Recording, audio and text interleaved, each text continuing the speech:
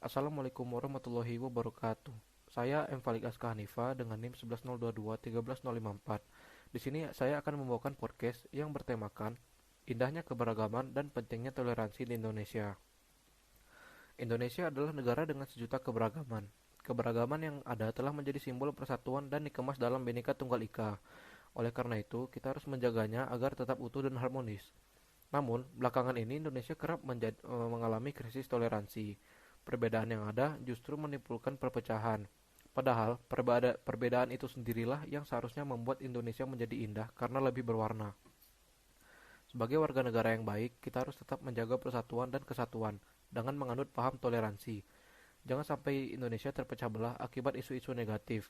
Ingat kata pepatah, bersatu kita teguh, bercerai kita runtuh. Indonesia memiliki banyak bentuk keragaman dan beberapa di antaranya ialah yang pertama yaitu adalah keberagaman suku.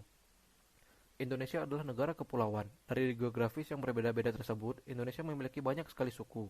Suku bangsa atau yang disebut juga etnik dapat diartikan sebagai pengelompokan atau penggolongan orang-orang yang memiliki satu keturunan. Selain itu, kelompok suku bangsa ditandai dengan adanya kesamaan budaya, bahasa, agama, perilaku, atau ciri-ciri biologis yang dimiliki.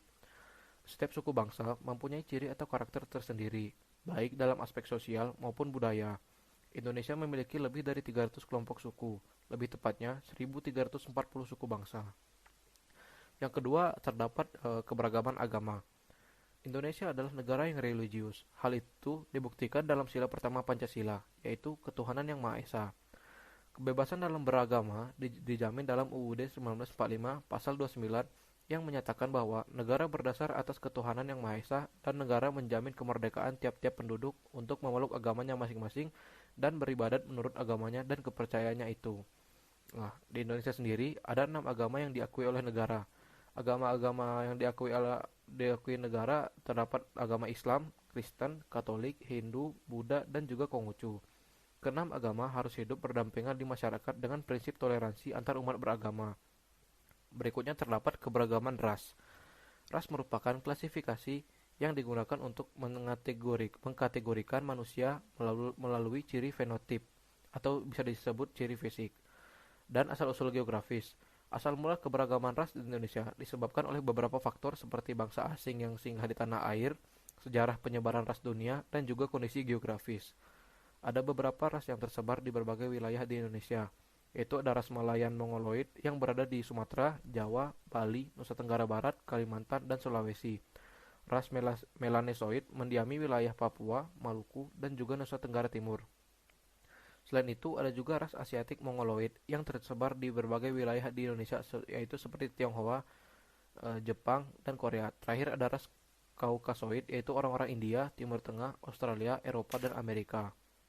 Lalu berikutnya terdapat keberagaman anggota golongan.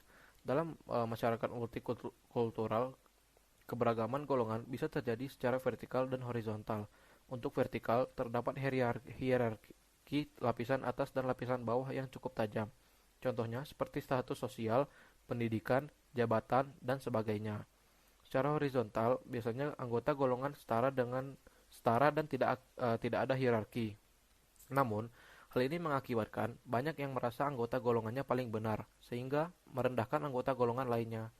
Contohnya adalah agama, idealisme, adat istiadat, dan sebagainya. Lalu, mengapa apa sih pentingnya menjaga toleransi di dalam keberagaman? Nah, meskipun Indonesia adalah negara yang kaya akan perbedaan dan keberagaman, hal tersebut membuat Indonesia rentan terpecah belah akibat perbedaan yang ada. Perpecahan di masyarakat bisa memicu konflik yang menimbulkan kerugian banyak pihak. Oleh karenanya, diperlukan sifat toleran dan juga tenggang rasa terhadap perbedaan dan kemajemukan di masyarakat. Sifat toleransi haruslah ditanamkan sejak dini supaya bisa menerima perbedaan yang ada. Contoh perilaku toleransi seperti memberikan kesempatan kepada tetangga melakukan ibadahnya, tolong-menolong antar warga ketika melaksanakan hari raya, dan tidak membeda-bedakan tetangga, dan juga menghargai perbedaan budaya yang ada. Sikap dan perilaku toleransi terhadap keberagaman masyarakat merupakan kunci untuk meningkatkan persatuan dan kesatuan, serta mencegah proses perpecahan masyarakat, bangsa, dan negara Indonesia. Setiap individu hendaknya mengaplikasikan perilaku toleran terhadap keberagaman suku, agama, ras, budaya, dan antar golongan. Mungkin sekian podcast yang dapat saya sampaikan. Lebih dan kurangnya mohon dimaafkan. Wassalamualaikum warahmatullahi wabarakatuh.